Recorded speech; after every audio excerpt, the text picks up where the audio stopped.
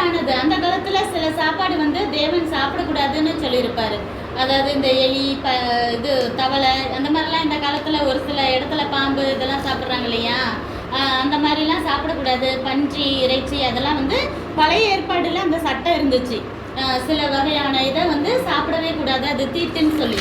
அது போல சிம்சோட்டையும் சொல்றாரு, அந்த பிள்ளைய வளர்க்கும் போது அந்த மாதிரி சாப்பாடெல்லாம் கொடுக்கவே கூடாது.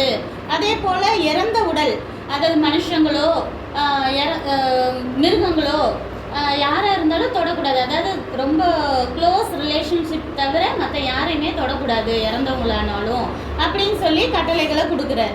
அதே போல் அவனுக்கு முடி வந்து வெட்ட மாட்டாங்க. அந்த காலத்தில் நஸ்ரேயன்னு சொல்லி வளர்ப்பாங்க. அவங்களுக்கு அந்த குழந்தைக்கு வந்து முடியே வெட்டாமல் தான் சின்ன பிள்ளையிலேருந்து வளர்ப்பாங்க. அப்போ அவங்களுக்கு நல்லா லாங் ஹேராக இருக்கும். அதை வெட்டக்கூடாது அப்படிங்கிற ரூல். சரியா? தீட்டானதை சாப்பிடக்கூடாது, செத்த உடலை வந்து தொடக்கூடாது, அதே போல் என்னது முடியை வெட்டக்கூடாது.